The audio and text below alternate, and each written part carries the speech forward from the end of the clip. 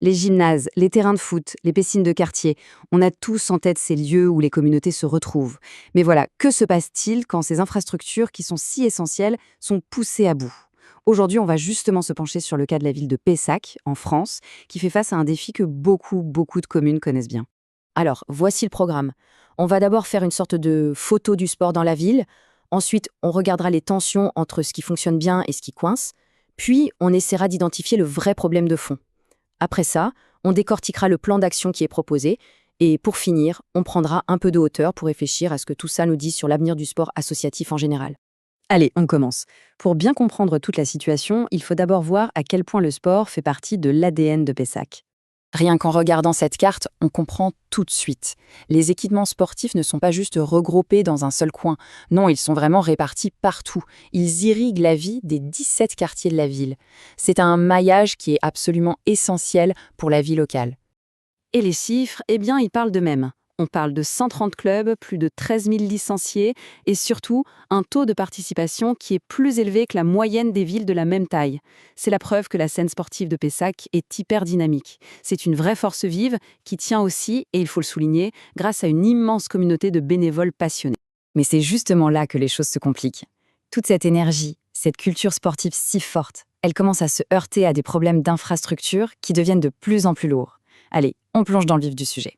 Le premier facteur, c'est la démographie. La ville a connu une véritable explosion de sa population. Pensez-y, plus 66% depuis 1968 et ça s'est encore accéléré récemment, avec plus 9% depuis 2015.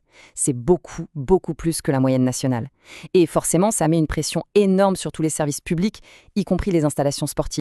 Et voilà la conséquence directe.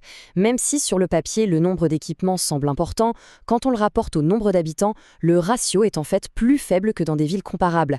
D'ailleurs, le rapport le dit noir sur blanc, le parc sportif est désormais légèrement sous-dimensionné. Et là, attention, voici le chiffre qui frappe le plus dans ce rapport, 46%. C'est la proportion de clubs sportifs à Pessac qui sont obligés de refuser des inscriptions, presque un club sur deux. Et pourquoi? Tout simplement par manque de place ou par manque de créneaux horaires disponibles. La demande est bien plus forte que l'offre. Donc on se retrouve face à un vrai paradoxe. D'un côté, on a ce parc d'équipements qui est riche et surtout un réseau de clubs qui est formidable. Et de l'autre, on a des bâtiments qui vieillissent, certains ont plus 50 ans, avec des toits qui fuient, des parquets qui gondolent, bref, une capacité qui n'arrive plus à suivre. Mais le rapport ne s'arrête pas là. Il nous dit que le problème n'est pas seulement une question de bâtiments vieillissants ou de manque de place. C'est quelque chose de plus profond, de plus structurel. Voilà, c'est la phrase clé de tout le diagnostic. En clair, ça veut dire quoi? Ça veut dire que les bonnes idées, les stratégies ambitieuses, il y en a. Le problème, c'est la difficulté à les transformer en actions concrètes qui tiennent dans le temps. Et cette frise chronologique, elle est très parlante. Depuis plus de 30 ans, la ville organise régulièrement des grandes réunions, des assises du sport pour définir sa politique. L'intention est excellente, évidemment. Mais au final, ça donne souvent un sentiment de déjà-vu.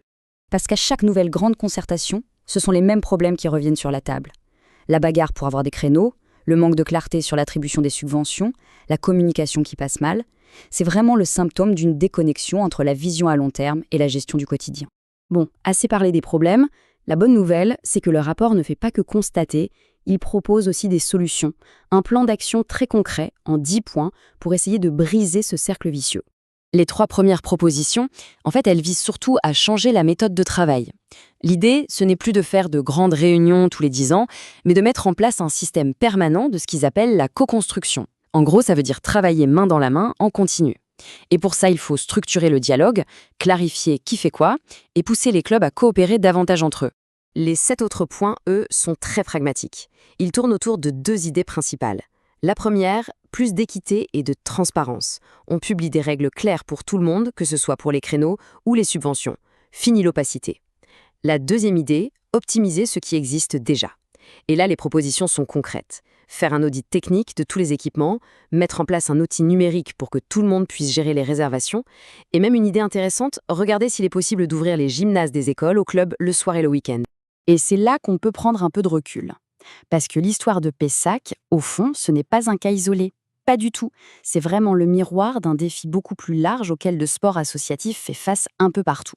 Ce graphique, il est très clair. Il montre qu'en France, ce sont les communes, les mairies qui financent la plus grande partie du sport public. Ça veut dire qu'elles sont en première ligne. Et donc, elles sont aussi très très vulnérables quand les budgets nationaux se resserrent. Et cet avertissement d'une responsable nationale du sport, qui a été prononcé suite à des annonces de coupes budgétaires, il est vraiment glacial. Il met le doigt sur la pression financière immense qui pèse sur les petits clubs. Ce n'est pas juste un problème à Pessac, c'est une menace qui plane sur le tissu associatif de tout le pays. Alors, la grande leçon à retenir de tout ça, elle est assez simple. À une époque où l'argent public se fait plus rare, la seule solution, c'est une collaboration réelle et permanente entre tous les acteurs. Cette fameuse co-construction, ce n'est plus une option sympa, un luxe, non, c'est devenu une condition de survie pour le sport de proximité. Et tout ça, ça nous laisse avec une question fondamentale, qui dépasse largement le cas de Pessac. Face à des budgets publics qui diminuent, comment fait-on, collectivement, pour s'assurer que le sport reste accessible à toutes et à tous, dans nos villes, dans nos villages? Le défi, il est là et il est immense.